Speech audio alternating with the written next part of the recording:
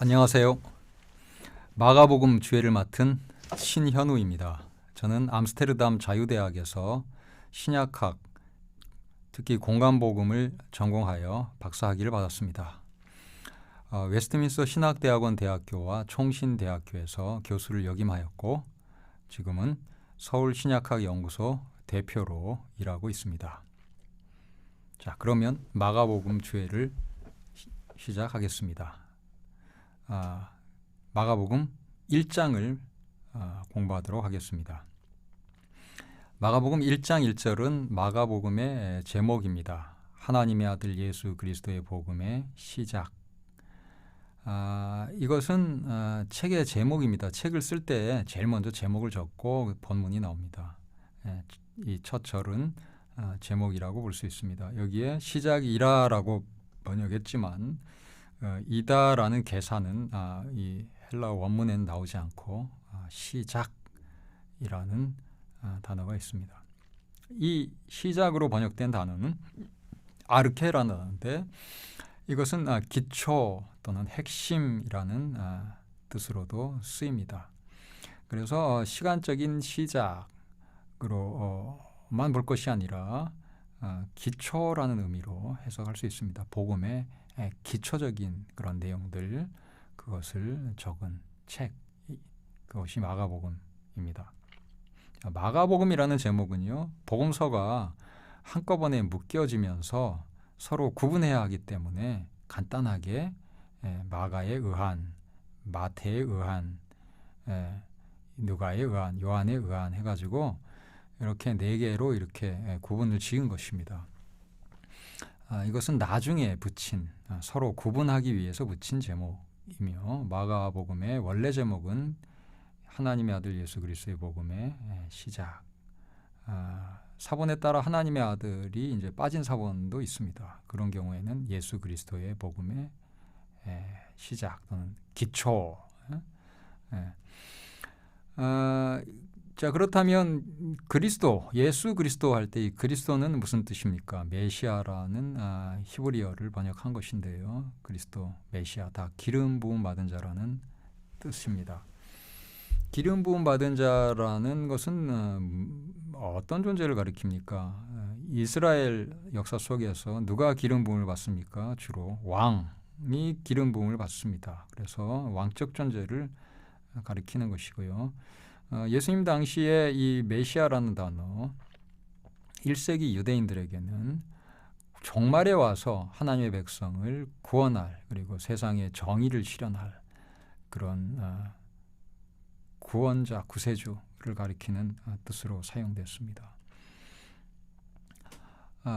그러니까 구세주 예수의 복음의 핵심 또는 기초, 이것이 마가복음의 제목의 내용인데요. 복음은 무엇입니까? 복음. 복된 소식, 기쁜 소식 뭐 이렇게 번역할 수 있는 그런 어원을 가지고 있는데 이 단어가 어떻게 사용됐는가가 중요합니다.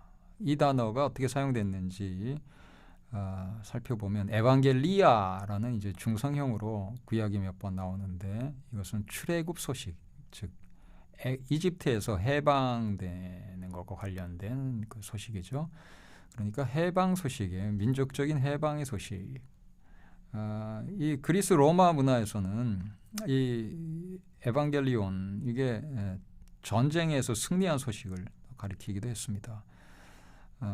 승전의 소식, 해방의 소식, 이런 의미로 쓰이던 단어입니다. 예수께서 전쟁에 승리하시고 우리를 해방시킨 소식, 그런 소식 중에서 아주 기초적인 내용을 적은 것이 마가복음입니다. 예수님께서 누구랑 싸워서 이기셨나요?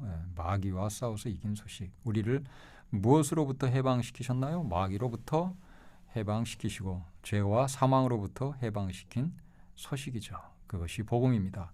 그런 복음의 핵심적인 내용, 기초적인 내용을 마가가 기록해서 우리에게 남겨준 것이 이 마가복음이라는 책이죠. 자, 마가복음은 세례 요한을 소개하면서 시작하게 됩니다. 4절을 보십시다. 세례 요한이 이르러 광야에서 죄사함을 받게 하는 회개의 세례를 전파하니 온 유대 지방과 예루살렘 사람들이 다 나아가 자기 죄를 자복하고 요단강에서 그에게 세례를 받더라. 회개의 세례를 세례 요한이 선포했습니다. 이 회개가 뭡니까? 회개는 이 메타노이아라는 그 단어인데요. 이 단어는 여러 가지 의미로 사용돼요. 그 중에 하나가 심사숙고예요. 그리고 죄를 자복하는 것이 또 다른 의미인데, 이 문맥상 5절이 죄를 자복한다고 하기 때문에 여기서 회개는 죄를 자복하는 것을 가리킨다고 볼 수 있습니다. 세례 요한이 회개하라 하니까 사람들이 죄를 자복했어요. 그러니까 그 회개를 죄를 자복하는 것으로 이해한 것이죠. 세례 요한도 그런 뜻으로 회개하라고 선포했을 것입니다.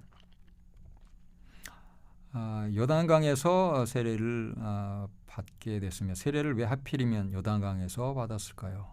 요단강이 가지고 있는 출애굽적 의미가 있습니다. 바로 요단강을 출애굽한 이스라엘 백성들이 마침내 건너서 가나안 땅으로 들어갔죠. 그러니까 그 출애굽, 그 광야를 지나서 가나안 땅으로 들어가는 그런 그 역사를 기억하면서 새 출애굽을 염원하면서 이 세례를 받았을 것입니다. 그렇다면 로마의 반식민지 상태에 있는 이 사람들에게는 이 세례의 의식은 우리가 죄를 자복하고 우리의 죄를 자복하고 이렇게 회개하면 하나님께서 우리에게 새로운 출애굽을 주셔서 로마로부터 해방시켜 주실 것이다, 이렇게 생각을 했던 것 같습니다. 요한은 약대 털옷을 입고 허리에 가죽띠를 띠고 메뚜기와 석청을 먹었습니다. 요한의 복장은 낙타 털옷이었고요, 허리에 가죽띠를 띠었습니다. 이것은 선지자 복장입니다. 특별히 엘리야의 복장이었습니다. 자, 엘리야의 모습이 바로 털이 많고 가죽띠를 띤 그런 형상이었죠. 그렇다면 요한이 이런 옷을 입고 활동한 것은 세례 요한이 지금 종말이 온다고 말라기서에 예언되어 있는데, 그 엘리야가 온다고 예언되어 있는데, 그 엘리야가 왔구나라고 이해할 수 있는 그런 상황이죠. 그가 전파하여 가로되 나보다 능력 많으신 이가 내 뒤에 오시나니 나는 굽혀 그의 신들매를 풀기도 감당치 못하겠노라. 이렇게 종말에 온 엘리야에 해당하는 선지자인 세례 요한이 신발끈도 풀지 못하겠다. 그렇다면 그 뒤에 오시는 분은 엄청나게 위대한 분이죠. 신발끈은 종이 주인을 위해서 풀어주는 일 중에 풀어줄 수 있습니다. 종이 주인을 위해서 하는 일 중에 가장 비천한 일이죠. 그런데 그것도 못하겠다는 것은 이 위대한 선지자보다 상상할 수 없이 위대한 분이 오신다는 겁니다. 누구겠습니까? 유대인들의 기대 속에서는 메시아밖에 없습니다. 메시아가 이제 곧 오신다고 선포하신 것입니다. 자, 세례는 유대인들의 의식 속에 그 입교 의식에 이제 해당한다고 볼 수 있어요. 매일 목욕하는 정결 의식도 있지만 이렇게 단회적으로 회개하면서 한번 한 것은 입교 의식에 해당하는 그런 의식인데요. 이것을 유대인들에게 하도록 한 것은 무슨 의미를 가집니까?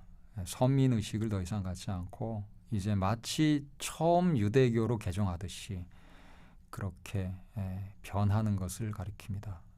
마치 유대교에 입교하듯이 개종하듯이 그렇게 완전히 과거의 삶과 단절하고 새로운 삶을 살기 시작하겠다고 그렇게 다짐하는 의식이 됩니다.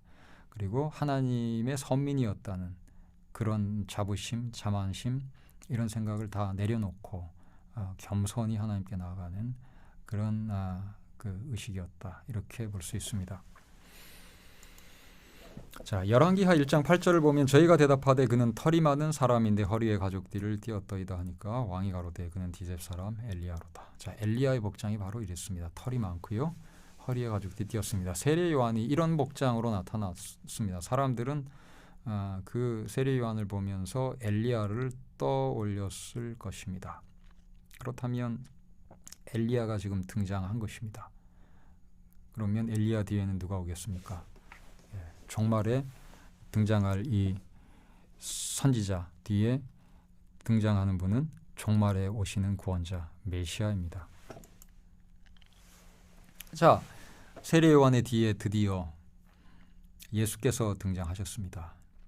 그리고 세례 요한에게 세례를 받죠. 그때 하늘에서 음성이 들립니다. 하늘로서 소리가 나기를 너는 내 사랑하는 아들이라 내가 너를 기뻐하노라 하시니라. 아주 축약돼 있는 그런 표현이죠. 자, 이 언어들은 구약을 연상시킵니다. 시편 2편 7절 보시면 내가 영을 전하노라. 여호와께서 내게 이르시되 너는 내 아들이라 오늘날 내가 너를 낳았도다 했어요. 너는 내 아들이라 라는 표현이 여기 있습니다. 그래서 하나님께서 공중에서 하늘로서 음성을 받아서 예수님을 내 아들이라 했을 때는 이 시편과 관련돼서 말씀하신 것이죠. 이 여기에 시편에 나온 내 아들 누굽니까? 8절 보세요. 내게 구하라 내가 열방을 유업으로 주리니 내 소유가 땅끝까지 이르리로다. 땅끝까지 소유하시는 분입니다. 그리고 9절 내가 철장으로 저희를 깨뜨리며 질그릇같이 부수리라 하시도다. 자, 온 열방 이방 나라들이 이 메시아가 쥔 쇠몽둥이에 흙으로 만든 그릇처럼 깨져요. 그리고 이 메시아는 온 세상을 차지합니다. 이런 왕적 존재, 군사적인 영웅이 너는 내 아들이다 와 연관이 돼 있어요. 그리고 이 시편 2편에는 이제 메시아라는 단어도 나옵니다. 기름 부음 받은 자. 하나님께서 세우시는 위대한 왕을 가리킵니다. 그러니까 이 하늘에서 들린 음성이 너는 내 아들이다 했을 때는 예수님이 누구란 얘기예요? 메시아란 얘기입니다. 그런 왕적 존재란 얘기예요. 내가 너를 기뻐하노라는 무슨 뜻일까요? 이사야 42장 1절을 보면 내가 붙드는 나의 종 내 마음에 기뻐하는 나의 택한 사람을 보라. 내가 나의 신을 그에게 주었은즉 그가 이방의 공의를 베풀리라. 여기 기뻐하는이 나오잖아요. 내 마음에 기뻐하는 그런 사람. 그런데 하나님께서 이 예수님에게 내가 너를 기뻐하노라 하셨습니다. 그렇다면 예수님이 어떤 분인지 알려주는 것인데 이사야 42장 1절에 하나님이 기뻐하는 자는 하나님의 종입니다. 이 종은 주로 선지자를 가리키는 표현인데 여기에 이사야 42장부터 나오는 이 여호와의 종은요 이방의 공의를 베푸는 그런 분입니다. 그리고 하나님의 신이 즉 하나님의 성령이 그에게 이제 부어지죠. 그런데 이 하나님의 종 여호와의 종은 이사야 53장에 어떻게 나오는지 보면 그가 찔림은 우리의 허물을 인하며 찔림을 당하고요. 그가 상함은 우리의 죄악을 인함이라. 상함을 입습니다. 그가 징계를 받음으로 우리가 평화를 누리고 징계를 받습니다. 그가 채찍에 맞음으로 우리가 나음을 입었도다. 채찍도 맞습니다. 이런 분입니다. 그러니까 이 내가 너를 기뻐하노라 하는 이 말씀에는 이 예수님의 사명이 어떤 것인지 이제 보여줘요. 그 백성의 허물을 대신하고 그 백성의 죄악을 위하여 그리고 이 세상의 평화를 위해서 그리고 치유를 위해서 대신 맞는 것입니다. 대신 징계받고 죽임을 당하는 것입니다. 이것이 이 예수님의 사명인 것이죠. 유대인들은 이런 메시아를 기대하지는 않았습니다. 군사적 메시아, 시편 2편에 나오는 그런 세계를 정복하는 영웅으로만 생각했습니다. 그러나 하나님의 음성 속에서는 이 메시아와 이 고난이 연결된 것입니다. 자, 예수님께서는 바로 이 말씀대로 고난받는 메시아의 길을 가십니다. 유대인들이 기대하지 못했지만 하나님께서는 명하신 분명히 보여주신 그 길입니다. 자, 예수께서 이렇게 세례 요한의 세례를 받으시고 복음 선포를 이제 시작을 하시죠. 물론 그 사이에 그 광야에서 시험 당하는 그 부분이 있습니다. 자, 요한이 잡힌 후에 예수께서 갈릴리에 오셔서 하나님의 복음을 전파합니다. 가라사대 때가 찼고 하나님의 나라가 가까웠으니 회개하고 복음을 믿으라. 이것이 하나님의 복음이라고 소개됩니다. 이게 복음입니다. 예수님께서 선포하신 내용의 핵심인데요. 자, 때가 찼다라는 것은 무슨 뜻입니까? 여기서 때는 카이로스라는 단어인데 이것은 어떤 기간을 가리킬 수 있는 단어입니다. 카이로스는 크로노스하고 구분돼서 역사적인 어떤 순간을 가리킨다고 해석하기도 하는데, 마가복음에서는요 이 카이로스가 어떤 긴 기간을 가리키기도 합니다. 예를 들자면 10장 30절에 금세에 있어 집과 형제와 자매와 모친과 자식과 전토를 100배나 받되 핍박을 겸하여 받고 내세 영생을 받지 못할 자가 없느니라 하는데, 이때 금세에 사용된 헬라어 단어가 카이로스입니다. 이 카이로스에, 그러니까 금세는 우리 이 인간이 살아가는 이 시대죠. 내세는 이제 종말 이후의 시대란 말이에요. 그러니까 굉장히 긴 시대입니다. 긴 시대. 이런 긴 시대에 카이로스란 단어를 쓸 수 있었습니다. 그러니까 이 때가 찼다는 것은요 무슨 뜻입니까? 이 긴 시대가 끝났다는 뜻 아닙니까? 여기에 때 앞에 이 카이로스 앞에 정관사가 있어요. 그러니까 그 기간이에요. 그 기간이 찼다.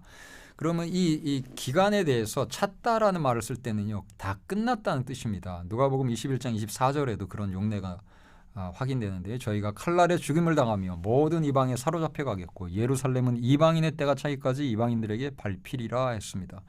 때가 차다 여기도 있습니다. 이방인들의 이 시대, 이방인들이 예루살렘을 짓밟는 시대, 그 시대가 다 끝날 때까지 라는 뜻이죠. 여기에. 그러니까 그때는 어떤 기간입니다. 어떤 기간이 다 이제 끝났다는 거예요.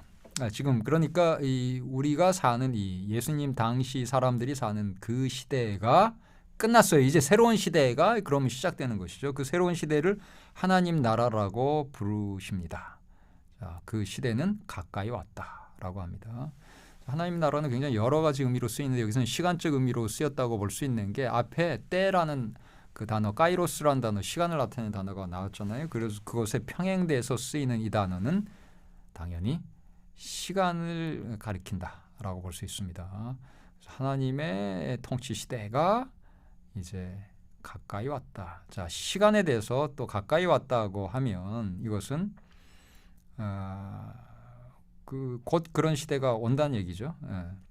곧 그런 시점이 온다는 얘기예요. 그러니까 하나님의 통치 시대, 새 시대를 이렇게 불렀는데 그 시대가 이제 곧 열린다라는 얘기입니다.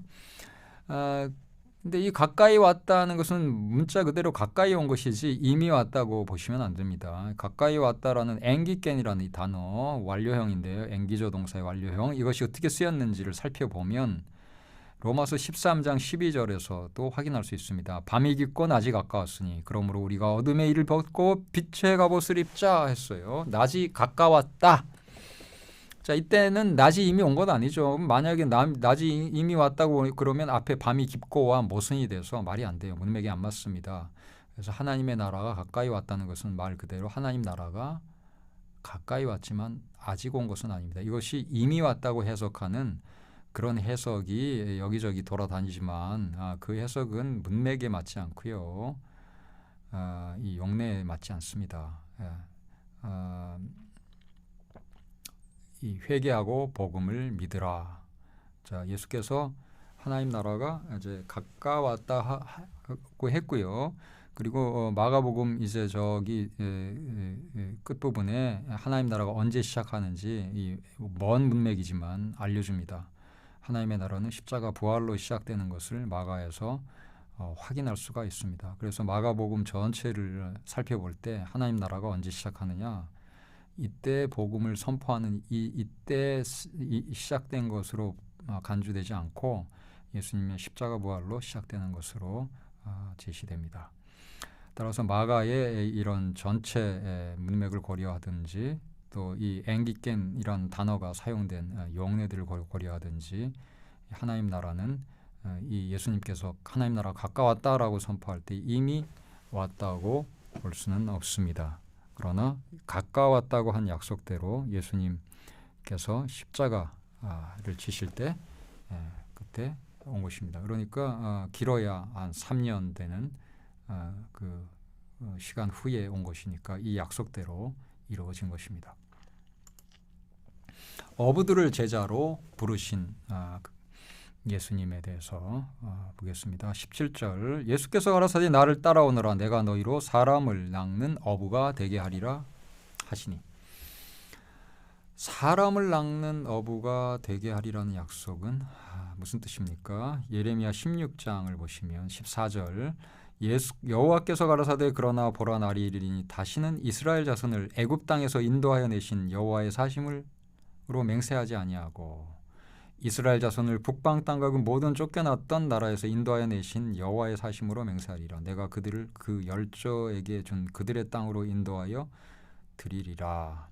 여호와께서 가라사대 보라 내가 많은 어부를 불러다가 그들을 낚게 하며 그 후에 많은 포수를 불러다가 그들을 모든 산과 모든 작은 산과 암혈에서 사냥하게 하리니.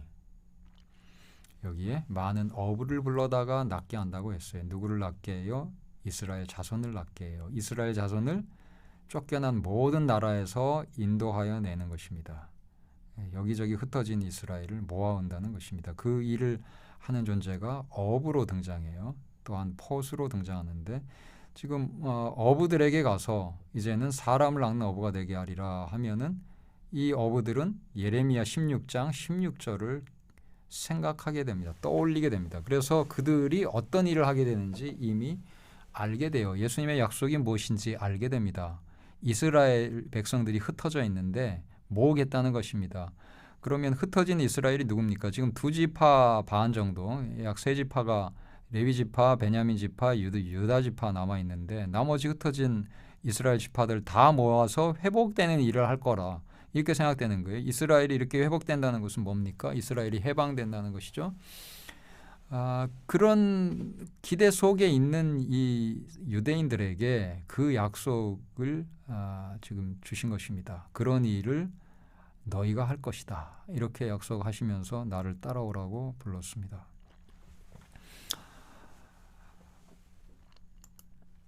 자, 이 약속을 알아듣고 베드로, 야고보, 안드레, 요한 이런 어부들이 예수님 따라가죠.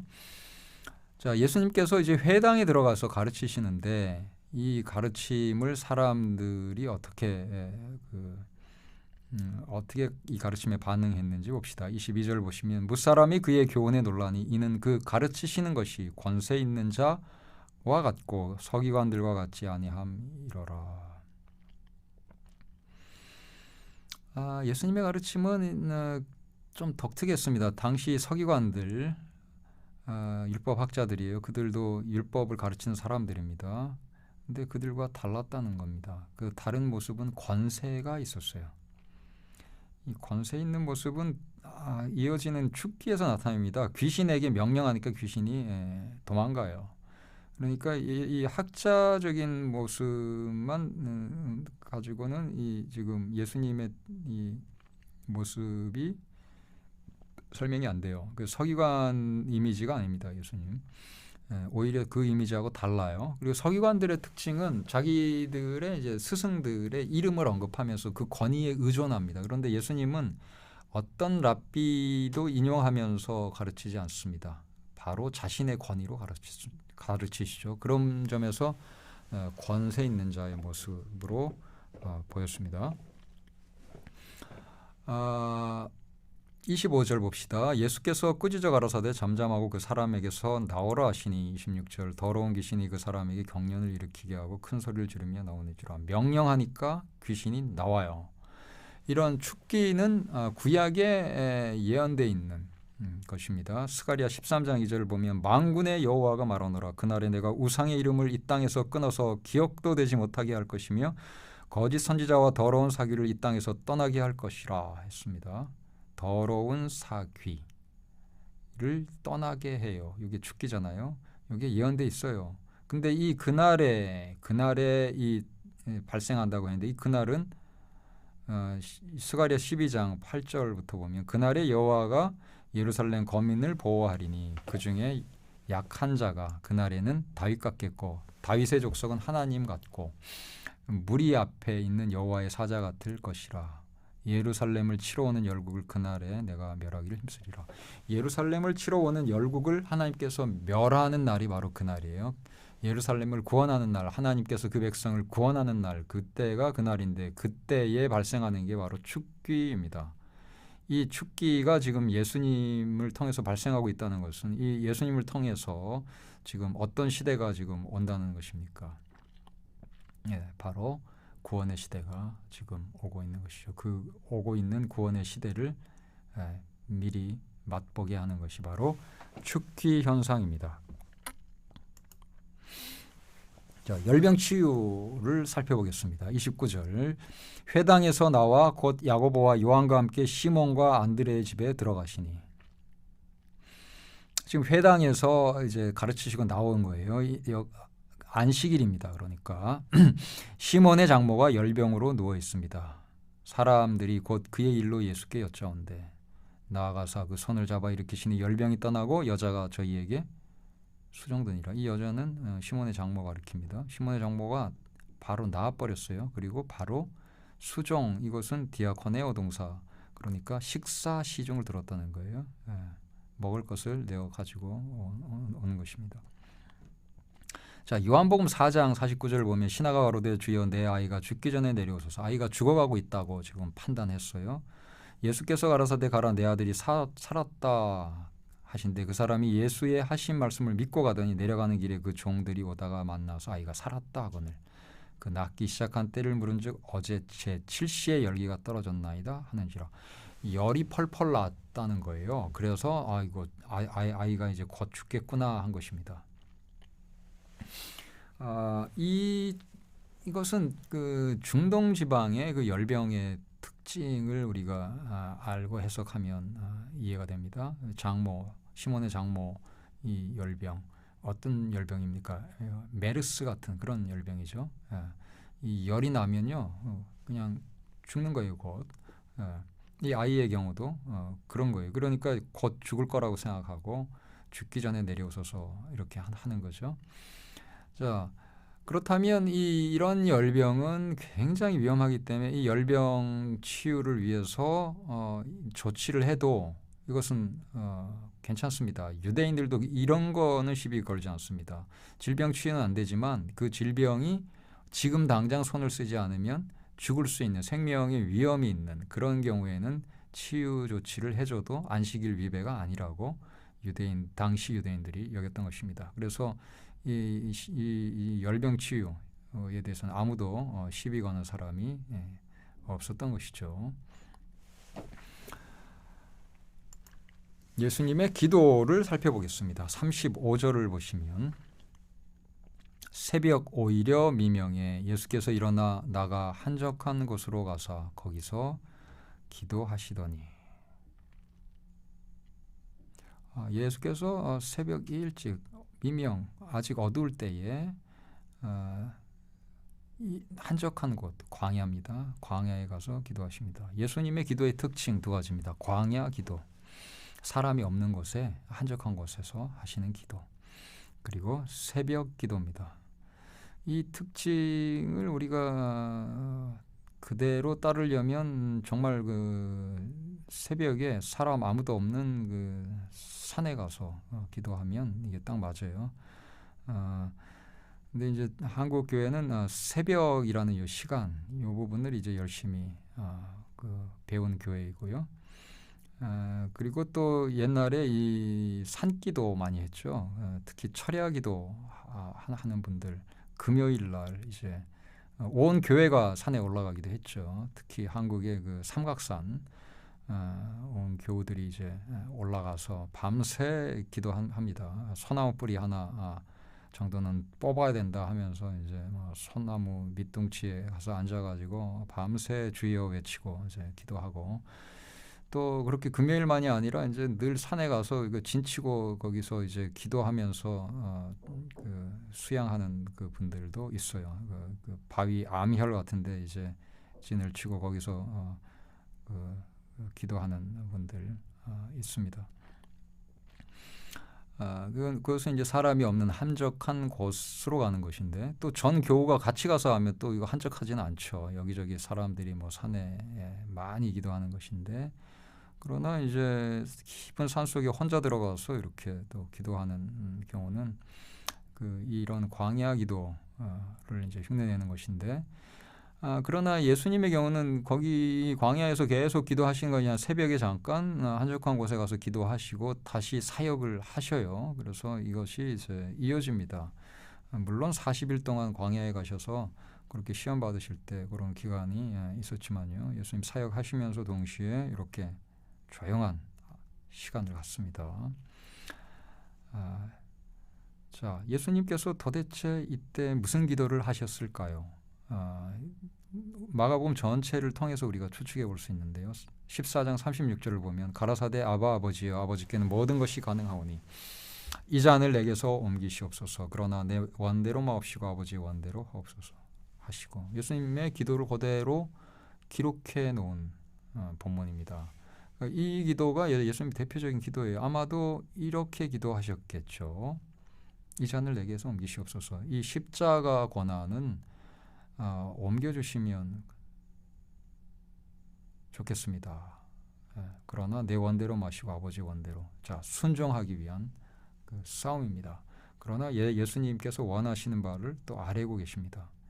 자, 한적한 곳에 가서 씨름하면서 이런 기도를 하셨겠죠. 십자가를 향해서 나아가는 기도입니다. 하나님께서 내가 너를 기뻐하노라, 이 말씀 예수님 당연히 알아들으셨겠죠. 이사야 53장에 나오는 그런 사명을 맡으신 것을 이사야 42장부터 시작하는 그 본문을 통해서 예수님 파악하셨겠죠.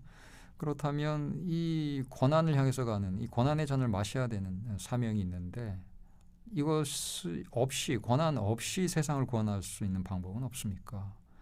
그것이 가능하지 않습니까? 하나님께는 모든 것이 다 가능한데 그렇게 해주십시오라고 기도하신 것이죠. 이사야 53장 12절 보시면 여기에 기도가 나옵니다. 이러므로 내가 그로 존귀한 자와 함께 분깃을 하며 강한 자와 함께 탈취한 것을 나누게 하리니 이는 그가 자기 영혼을 버려 사망에 이르게 하며 범죄자 중 하나로 헤아림을 입었음이라. 이 여호와의 고난받는 이 종이 영화롭게 되는 것입니다. 그 이유가 뭐냐면 자기 영혼을 버려, 지금 목숨이라고 번역할 수 있는 단어예요. 사망에 이르게 하고 범죄자 중 하나로 헤아림을 입었기 때문입니다. 그러나 실상은 그가 많은 사람의 죄를 지며 범죄자를 위하여 기도하였느니라 하시니라. 자, 이 범죄자 중 하나로 헤아림을 얻는 것, 그리고 그래서 죽임을 당하는 것은 자기 죄 때문이 아니라는 거예요. 많은 사람의 죄를 대신 지고 고난당했다는 것이에요. 그리고 뭘 했나 봤더니 기도한 거예요. 범죄자를 위해서 기도하는 것입니다. 이 이사야서에 나오는 이 고난받는 종의 기도의 모습, 예수님께 그대로 나타납니다. 이사야 53장이 성취되고 있는 모습입니다. 예수님의 선포 사역과 죽기 사역을 살펴보겠습니다. 38절을 보시면 이르시되 우리가 다른 가까운 마을들로 가자. 거기서도 전도하리니 내가 이를 위하여 왔노라 하시고, 예수님의 사역, 전도 사역, 꽤 세인 사역입니다. 선포 사역입니다. 복음 전파하는 사역입니다. 이에 온 갈릴리에 다니시며 저희 여러 회당에서 전도하시고, 이 전도란 단어, 선포, 설교, 전파, 메시지 전하는 이 가르침 사역입니다. 또 귀신들을 내어 쫓으시더라. 그러나 이 사역이 전부가 아니고 죽기 사역도 있는 거예요. 예수님의 사역은 가르침 사역과 죽기 사역, 복음 전파 사역과 죽기 사역, 이게 같이 가요. 자, 마가복음 1장 15절을 보시면 예수님의 메시지 자체가 그렇습니다. 때가 찼고 하나님 나라가 가까웠다. 이렇게 한 것이 예수님의 메시지잖아요. 복음 선포잖아요.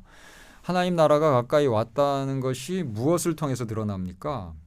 자, 때가 찼다는 것이 무엇을 통해 드러납니까? 때가 찼다는 것은요, 옛 시대가 갔다는 거 아닙니까? 옛 시대는 뭡니까? 사탄이 왕노릇하는 시대, 공중의 권세 잡은 자, 이 세상의 임금이라고 불리는, 요한복음에서는 그렇게 부르죠. 그 사탄이, 마귀가 마음대로 휘젓고 다니던 그런 때가 찼고 끝났다. 그럼 사탄의 시대가 끝났다는 것은 사탄의 졸개들인 귀신들이 쫓겨나는 것을 통해서 입증되잖아요.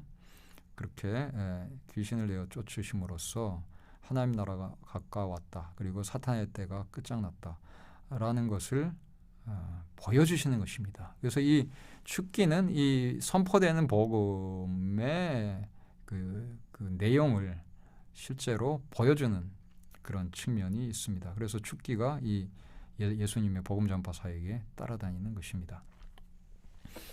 자, 나병 환자 치유를 살펴봅시다. 44절을 보시면 가라사대 삼가 아무에게 아무 말도 하지 말고 가서 내 몸을 제사장에게 보이고, 아무 말도 아무에게 하지 말라는 거예요. 이게 도대체 왜 이런 비밀을 지켜야 됩니까? 예수님께서 이 나병 환자 치유하신 사건이 어떤 의미를 갖길래 이것이 알려지면 안 됩니까? 자, 누가복음 7장 20절을 보면요, 나병 환자 치유가 메시아, 예수님께서 메시아인 증거에 해당합니다. 저희가 예수께 나아가 가로되 세례 요한이 우리를 보내어 당신께 말하기를 오실 그이가 당신이오니까 우리가 다른 이를 기다리오리까 하더이다 하니. 자, 오실 그이는 메시아 가리키죠. 메시아가 당신입니까? 아니면 당신은 메시아가 아니어서 좀 더 기다려야 됩니까? 질문했을 때 예수님 하신 말씀이 대답하여 가라사대 너희가 가서 보고 들은 것을 요한에게 고하되. 자, 메시아 증거, 예수님께서 메시아인 증거를 이제 쭉 나열을 하시는데 소경이 보며 앉은 뱅이가 걸으며 문둥이가 깨끗함을 받으며, 바로 이 부분이죠. 문둥이가 깨끗함을 받는 것은 예수께서 메시아 표적으로 제시하신 거예요. 자, 이런 정도로 쭉 나열하면 세례 요한이 알아듣는다는 것은 뭡니까? 당시 유대인들은 이런 것들이 메시아가 오면 발생할 일로 본 것입니다. 귀머거리가 들으며 죽은 자가 살아나며 가난한 자에게 복음이 전파된다 하라 했어요. 그러니까 당시 사람들에게 메시아 표적으로 간주되는, 메시아가 오면 발생하리라는 기적으로 간주된 이 나병 환자 치유, 이것을 숨기라는 겁니다. 왜 숨겨야 합니까? 예수님 메시아인 증거가 드러나면 좋잖아요. 그리고 세례 요한한테는 알려주셨잖아요. 근데 이거는 왜 사람들에게 알리면 안 됩니까? 당시 사람들의 편견 때문입니다. 메시아는 군사적 영웅이라고 생각합니다. 그러니까 예수님이 메시아라는 이 증거가 하나 보이면 예수님은 군사적 메시아라고 결론을 내리고 칼을 들고 예수님을 따르게 돼 있습니다. 예수님을 대장으로 모시고 전쟁을 하자. 이렇게. 그러면 예수님을 따르는 사람들이 군사적 기대를 가지고 예수님을 추종하게 됩니다. 무장 폭동이 일어나기가 아주 쉬워요. 예수께서 그것을 원하지 않습니다. 그렇기 때문에 이런 급격한 오해로 인해서 이런 무장 폭동 같은 것이 발생하기를 예수님 원치 않으시고, 또 예수님을 오해하는 것 자체도 예수님 원치 않으실 것이기 때문에 이것을 숨깁니다. 영원히 숨기는 것은 아닙니다. 예수께서 십자가에 못 박히시고 부활하신 후에는 이것을 온 세상에 알리라고 예수님께서 명령하시는 것이죠. 그런데 모두에게 다 아무 말도 하지 숨기는 것은 아니고요. 내 몸을 제사장에게 보이고, 제사장에게 가서는 이제 나았다는 것은 보이는 겁니다. 뭐 누가 치유했다 뭐 이런 것까지는 말할 필요 없겠지만, 근데 제사장에게 보여야 되는 이유가 뭡니까? 계속 읽어보면 내 깨끗게 됨을 인하여 모세의 명한 것을 드려 저희에게 증거하라 하셨더니, 모세의 명한 것을 왜 꼭 드려야 합니까? 이것은 구약 성경과 관련이 있습니다. 레위기를 가서 보면 14장 2절에 문둥환자의 정결케 된 날의 규례는 이러하니 곧 그 사람을 제사장에게 데려갈 것이요. 문둥환자가 이제 치유가 됐다 그러면 제사장에게 그 사람을 데려가야 돼요. 이 문둥환자가 가야 됩니다. 이 본문에 따라서 예수님 명하시는 거예요. 이를 율법대로 하라. 왜 그렇습니까? 깨끗하게 됐다, 치유받았다는 것을 제사장이 확인해 줘야 돼요. 확인 안 해주면 어떻습니까? 난 나와가지고 난 안 아프고 살면 되는 것이죠. 왜 꼭 확인받아야 됩니까? 이유가 있습니다. 13장 45절부터 보시면 문둥환자는 옷을 찢고 머리를 풀며 윗입술을 가리우고 외치기를 부정하다 부정하다 할 것이요. 46절 병이 있는 날 동안은 늘 부정할 것이라 그가 부정한 즉 혼자 살되 진 밖에 살지니라. 자, 문둥환자는요 혼자 살아야 돼요. 진 밖에 떨어져 격리돼 살아야 됩니다. 요 신세를 면하려면 치유받았다는 확인을 제사장이 해줘야 됩니다. 그리고 그 확인받는 과정에서 또 어떻게 해야 됩니까? 예, 여기에 그렇죠. 예, 본문 말씀 다시 보면 44절입니다. 내 깨끗게 됨을 인하여 모세에 명한 것을 드려야 돼요. 그래서 이런 정결 예물을 드리는 그런 예식을 거쳐야 됩니다. 그래서 제사장이 확인해주고 그런 예물 드리고 이제 나았다라고 확인서를 떼주면 이제 마을로 돌아가서 가족들과 사회생활을 또 그 마을에서 사회생활을 함께 할 수 있고 가정에서 가정생활을 함께 할 수 있는 것입니다. 자, 예수께서 그런 점까지 다 배려해 주신 것이 제사장에게 몸을 보이라 그리고 모세에 명한 것을 드려라 라고 하신 것입니다. 자, 여기까지 마가복음 1장 주예였습니다. 여러분 다음 시간에 뵙겠습니다. 감사합니다.